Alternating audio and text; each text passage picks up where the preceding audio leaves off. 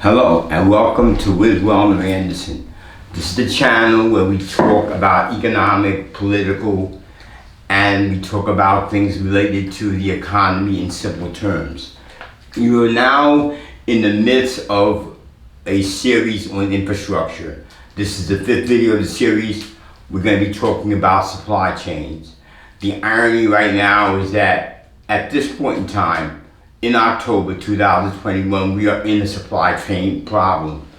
However, the way it's being conveyed through the normal media is that our supply chain problem is related only to trucks, to cargo, containers, and to labor. Let me explain first of all what is infrastructure. The basic networked home for infrastructure was heat, telecommunications, sewage, plumbing, and electrical. A supply chain in itself is a system of commerce in which an organization or people or society participate in bringing a finished good to market. That's a supply chain. The concept of supply chains was thought of many years ago by the father of economics, Adam Smith. He realized that in making a simple pin, if you had one person put that pin together, it would take longer and he would not produce as many pins as he had if he had each person specialized in one point along the process of making the pin. So therefore he derived something that was called division of labor. Following him was an economist, David Ricardo, who came up with the concept of comparative advantage. Simply, you don't have to make everything in your country. Sometimes it makes more sense to get something from another country, even though you can produce it less costly. An example would be someone like LeBron James might be able to cut his grass in 5 minutes, but if he paid someone, that might take a half an hour. It wouldn't make much sense for someone like LeBron James to cut his grass. That would be like comparative advantage. Specialization also occurs when you have people doing specific items. They become very good at that concept. So your product quality seems to be better. The major proponent of supply chains really, in my mind, goes back to the Ford factory company, where Henry Ford saw the benefits in doing an assembly line. So he built assembly lines, and that was sort of the beginning of the concept of assembly line combination. Now, supply chains, let's talk about them globally, okay?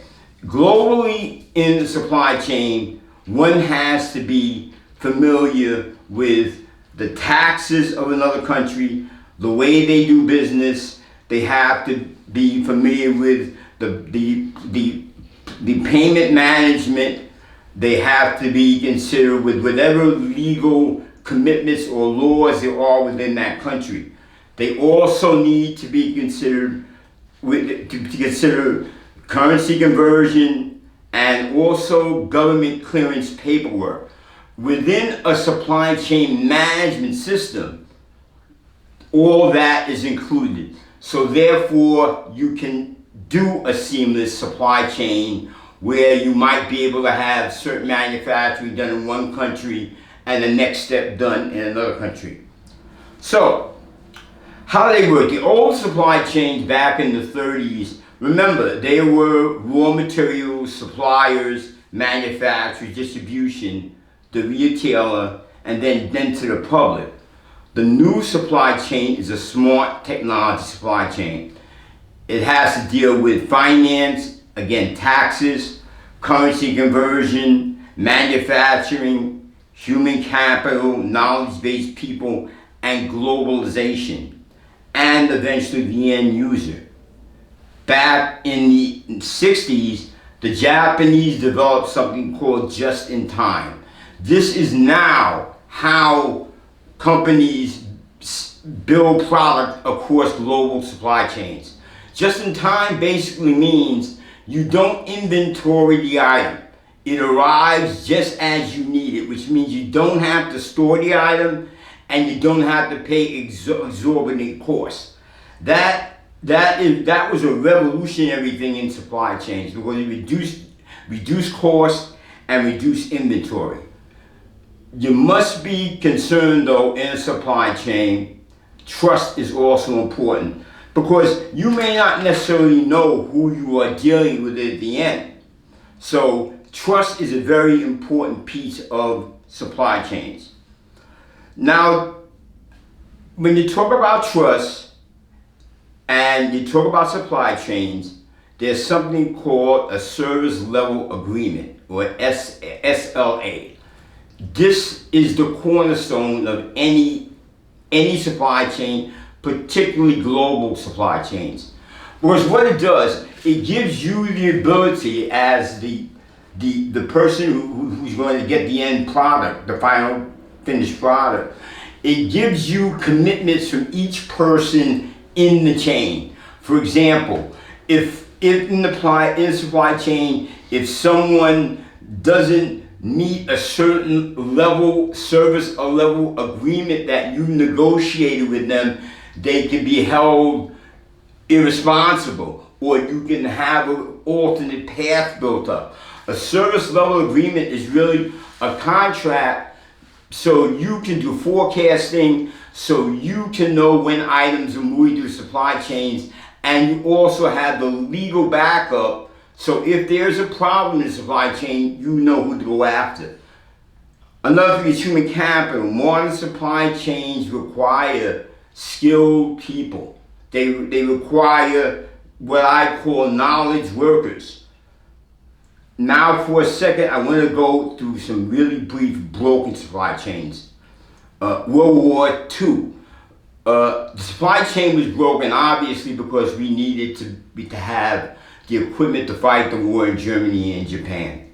So automobiles, rubber, nylon, hemp, firewood, silk, all kinds of items like that were not readily available. So the government had to change the supply chain to accommodate for World War II. So rationing occurred. Another event you might be familiar with is in Fukushima, the earthquake and consequential nuclear factory failure. In that sense, when that happened, Fukushima was shut down, it affected the entire supply chain of the entire world for a duration of time. And finally, let's get to COVID. Again, I said, if you look at broadcast media, they're going to be talking about how truckers and longshoremen shutting down.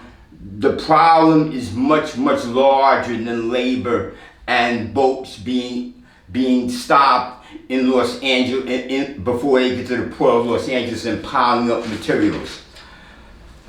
Chips are a big problem in supply chain now. As you can see, it's difficult to get a hold to new cars now because, once again, if one piece of the supply chain slows down, it impacts the entire supply chain. Now let's talk about some things where we might, in the future, make supply chains more effective. One is blockchain. I've done presentations on it, but to give you a really brief overview, it eliminates the element of trust in the supply chain.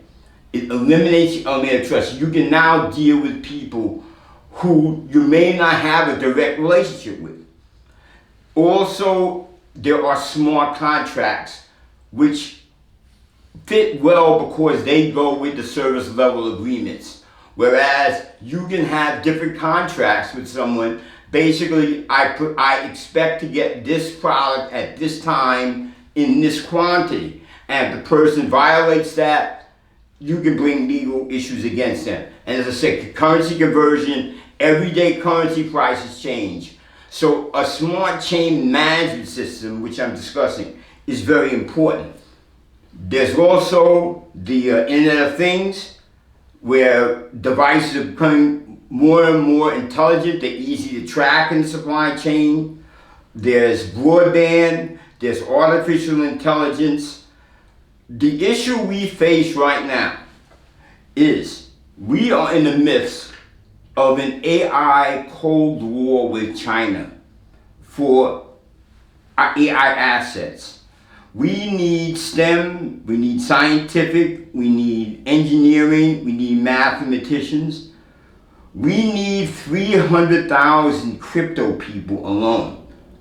We also need truck drivers, general labor, but more importantly, we need knowledge-based learning. I'd like to thank you very much for your time. I'd like you to give me a thumbs up and subscribe. And I had a great time talking with you. And I hope I made it a little bit clearer on what supply chain management and what supply chains really are. Thank you very much.